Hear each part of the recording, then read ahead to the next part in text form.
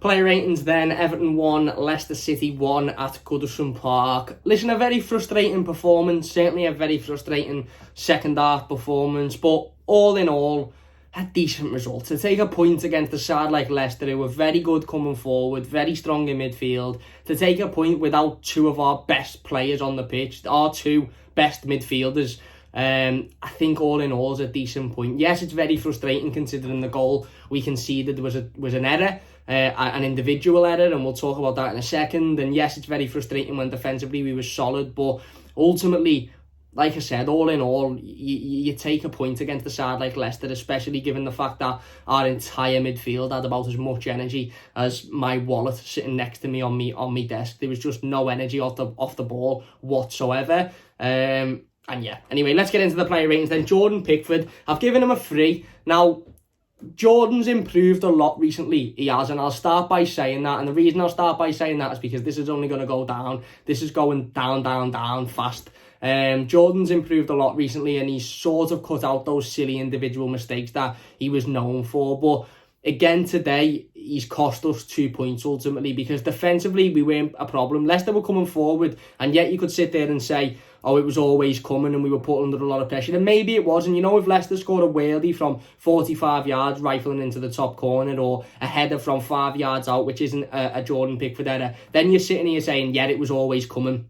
You know, it was a silly tactic. But we know how good we've been defensively recently. That isn't the first time we've played that style of just 11 men behind the ball and just don't concede whatsoever. And Yerry Mina, I thought today was excellent.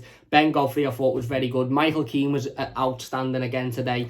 But again, when it matters, Jordan Pickford's had to be faced with another, let's be honest, it's an alright shot. It's it with a bit of power.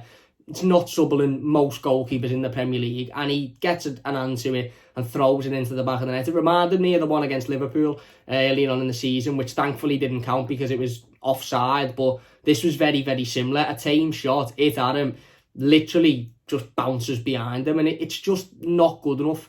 And I could sit in and I could rant and I could fume and I could be annoyed and I could be, you know, absolutely screaming my head off, but I've just got to that point now with Jordan Pickford where I just feel like he's not improving doing that. Yes, he's improving his overall game and, you know, coming out every now and again and flapping at things. He seems to be getting better, but it just seems to be like when he's doing well, he's struck with another game where he's just making weird, awful decisions. And I just think he needs to be taken out now. He needs to be taken out. That back line cannot be confident in having Jordan Pickford behind him. Michael Keane and Yerry Mina must be sat in that dressing room at Goodison Park now thinking, we have threw our head, body, legs, everything on the line there today. Whether it be diving headers, whether it be slide challenges, whether it be being hit in the face, we've thrown everything at that game and we've conceded a goal because you couldn't keep hold of the ball or you allowed the ball to bounce off you. There mustn't be any confidence in Jordan now, and for me, he needs to come out. We need to see a run of games with Robin Olsen. And one thing that became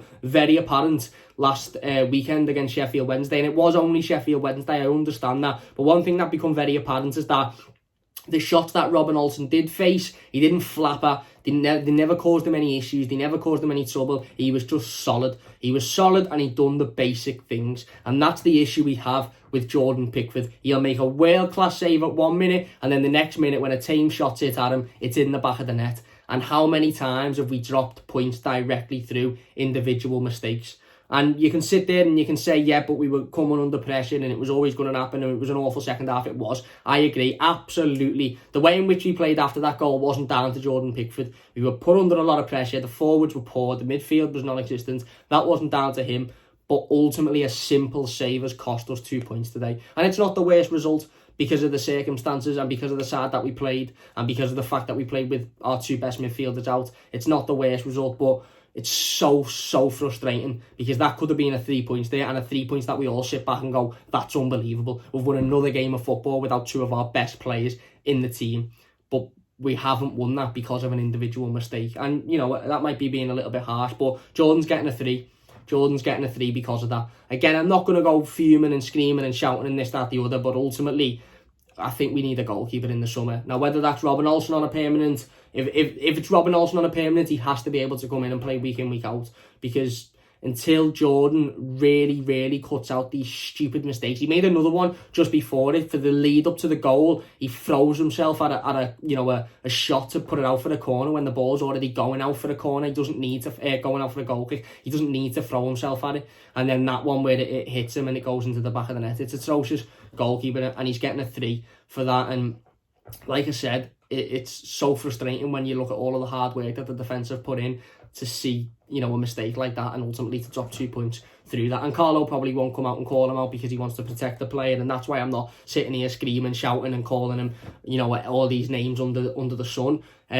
But the reality and the sad reality of the situation is now he's not good enough. He's not consistent enough, and he's not going to be able to be a goalkeeper of a side fighting for Champions League. Look at all of the teams in recent years that have been that close to the Champions League or that close to winning the Premier League, and their goalkeeper has been the player that's, made the mistake. Look at Chelsea, for example. Kepa, £70 million goalkeeper. They don't even good enough to go out and they buy another one. Them lot over the park, so close to winning a Champions League, absolutely removed their goalkeeper, go out and buy a better one. Football is a brutal sport, and I think we're looking at that situation at Everton at the moment because we can't keep dropping points. If we're fighting for Europe, we can't keep dropping points through individual errors. So Jordan's getting a 3. Ben Godfrey's getting a 7.5. Thought he had a really good first half. Absolute man-mountain of a player. Beat everybody for pace, covered constantly, was really spot on possession-wise, really good positioning-wise as well, covered everywhere, like I said. Got back on a number of occasions and shielded the ball out and just beat his man for pace. A little bit quieter in the second half. But granted, other than that first 20 minutes of the first half, we sort of come into the game a little bit. Certainly after we scored, we sort of come into the game and we started to slow things down and control it at our level. Whereas that second half was just all Leicester. The possession stats must be about 98% to Leicester and 2% to Everton. We were just bombarded. And I didn't really think Ben Godfrey done an awful lot wrong in that second half, but he also, again, we come under a lot of pressure, so he wasn't as much of a focal point. So I'm giving him a 7.5. Yerry Mina and Michael Keane, they're both getting an 8.5 today. Brilliant performance from the pair of them, brilliant performance. And like I said, they're probably sitting in that dressing room at Goodison Park now thinking, what more do we have to do? They threw everything on the line. Michael Keane had everything cleared, be it on the floor, be it in the air, be it slide challenges, be it last ditch tackles, be it putting the ball out for the corner when it needs to be it blocking a cross from coming in. He was exceptional. Once again, absolutely exceptional. Not a bad word to say about Michael Keane tonight. And Yerry Mina, very similarly, really good. Defending, threw his body in the way of a number of balls. I think it was Kenga's under threw a shot in, and again Jordan Pickford's diving for the sandwich, and Yerry Mina gets his head on the ball and practically makes the save for Jordan Pickford. I actually don't think Jordan makes the save if it gets past Yerry Mina, but he throws his head in the way and he makes an absolutely brilliant header. So the pair of them are getting an 8.5. Again, like I said, Michael Keane's so solid and Yerry Mina fantastic today defensively, absolutely brilliant, done everything that he's done in recent times, and covered really well on a number of occasions as well. And considering we were put under a lot of pressure, and Leicester did come forward and he did have their fair share of chances, and if we lost this game I might be giving him a different score, but ultimately we didn't lose this game, and I think they were both very solid defensively. Mason Allgate's getting a 7 again. Thought he was decent. There was a couple of times where Harvey Barnes had him completely on toast. There was a ideal carbon copy situation of what happened at the King Power a couple of weeks ago, where Harvey Barnes just knocked it through him and just completely ran past him, and that did happen on a couple of occasions. Mason Allgate was caught in possession a couple of times, but overall he done okay. Defensively, didn't really make any mistakes. He did, like I said, he did get caught in possession, maybe trying to be a little bit cocky, trying to bring it out, and their press sort of got the better of him, but he done all right, so he's getting a 7. Luka Digne, I've given him a 6.5. Wasn't really impressed with Luka Digne today. Now, he did put an absolutely unbelievable ball into the box in the last 5 minutes of the game, which Dominic Calvert-Lewin should be doing much better with. It's a free header, and like I said in the instant match reaction, 9 times out of 10, you backed on to get on the end of that, and you backed that to be rustling in the back of the net, but he doesn't. But it's still a fantastic ball by Luka Digne. But I just thought he looked a little bit uncomfortable playing in that left midfield role today. He was getting forward, and he did throw the odd ball in, but there was a couple of occasions where he's lashing crosses in from about 50 yards instead of just having a run at his man and trying to take him on. He just looked a little bit uncomfortable. He looked a little bit like he wasn't really confident playing there, and you can say that's a little bit strange considering he was so good against Wolves a couple of weeks ago, but ultimately he's playing out of position. Certainly in that second half when he's we're being asked to defend. And obviously when we've adopted that style of play before, Luka Digne hasn't been in the team because he was injured the last time. We know that for the Chelsea game, for the Arsenal game, for the Leicester game, he was injured, so he wasn't there. So he did seem to struggle a little bit, certainly going forward. Like I said, he did put a couple of decent balls in, specifically the one for Dominic Calvert-Lewin, but I wasn't massively impressed with them throughout the game, to be honest. So he's getting a 6.5. Tom Davies and Andre Gomez, I've given them both a 5.5.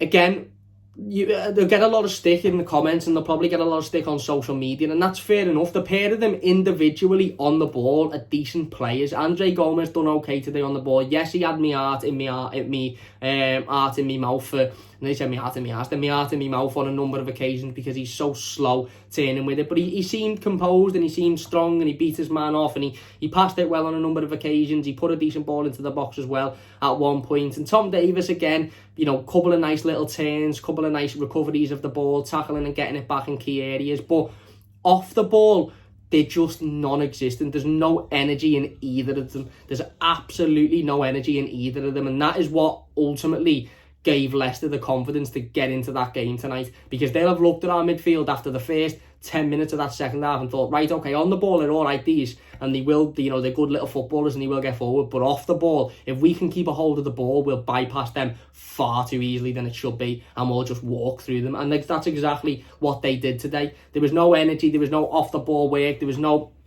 sort of off the ball, like I said, I don't want to say effort because I think both tried hard, but they're just not quick enough. They're just not aware enough. They just can't get to the likes of Tielemans and Maddison and Harvey Barnes when they're running through us. It was just far too easy, and it put the defence under a lot of pressure today. So like I said, individually they're decent players, but off the ball they cry out. If you're going to play Andre Gomez and Tom Davies in a centre of midfield, then you need a Decore next to them, or you need a Alan who's going to do the dirty work, do the dog work, do the running, or at least a Ben Godfrey or a Mason Holgate who's got a little bit of energy, because those two just had no energy in them whatsoever. And then onto the front three, James, I've given him an 8. Yes, he'll probably get a lot of criticism because he doesn't do enough running or he doesn't get himself involved, but the lad, showed exactly what he can do today. An absolute world-class finish, unbelievable finish, getting the ball back, actually winning the ball back after he'd tried to play it through, turned it on his right foot, weakened foot, in off the post past Schmeichel. It was an absolutely exquisite finish. And yes, he was quiet in the second half, and yes,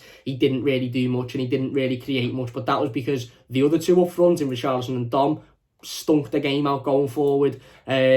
Like I said, he had no help from the midfield in terms of Gomez and Davies, really, and he just struggled to create because there wasn't much to create. Luka Digne didn't have his greatest of game, so I think he only found him with that long over-the-top ball once towards the end of the game. Other than that, he didn't really play that ball today. But like I said, he showed his magic. At a point in the game where we were being massively overran, he pulls out a world-class finish, puts us 1-0 up, and we start to take control of the game. It's just that we come out in the second half and normal service was resumed from the first 20 minutes of the game, and that was that Leicester got forward and hit us constantly, and we just couldn't deal with that. So James is getting an 8. Unbelievable finish, absolutely world-class. But ultimately,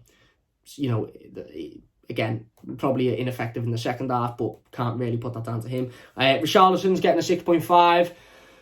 Thought defensively he done okay, put a couple of good challenges in, he worked really hard, made the first tackle of the game defending, I believe, had a ball hit in his face from a free kick, which was very courageous because he didn't jump out the way of it, he just let it hit him.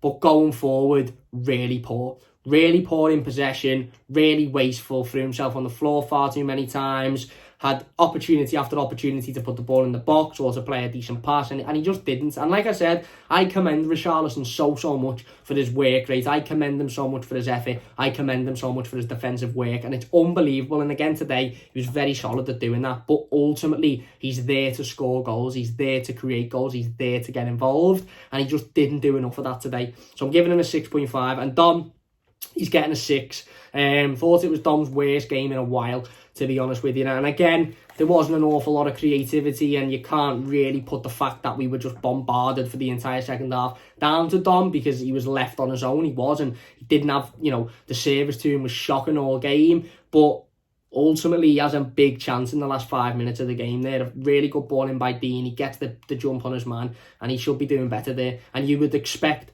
Dominic Calvert-Lewin to do better there. You would expect that ball to go into the back of the net, certainly given the quality of Dom, and it doesn't. And I just think he had an off game today. He wasn't really involved. Onto the bench then, Seamus Coleman is getting a 6. Come on, done a bit of running around, threw the odd challenge in. Didn't really affect the game, just come on to shore it up. Alex Iwobi, have given him a 6.5. Again, added a little bit of pace, a little bit of injection, but not really anything. Just put it up from like gear 2 to gear 2.5, really, not even gear 3. He added a little bit of energy, but probably a bit too late for him to change the game. And Gylfi Sigurdsson, have given him a 6. Again, come on. Did he touch the ball more than twice? I don't know. I don't know, but he looked comfortable, let's say that. There you go then. They are my player ratings. Look, not the worst result in the grand scheme of things. It's going to feel disappointing because of the goal we conceded and the individual mistake. And, you know, the second half wasn't great to watch, let's be honest. And when you don't come away with the 3 points in games like that, you are disappointed. But given the fact we had no midfield, given the fact that we were coming up against a very strong Leicester side, it ain't the worst result. It ain't the worst result at all, and we have to go on now and beat Newcastle. We have to bounce back with a really good performance on Saturday, and let's hope we do that. They are my player ratings anyway. Let me know your thoughts on them in the comment section down below. If you have enjoyed this video, please do leave it a like. Don't forget to subscribe if you are new as well. We'll be live with the game review to this one tomorrow as well, so don't forget to check that out. Big thanks for watching, and we'll see you soon.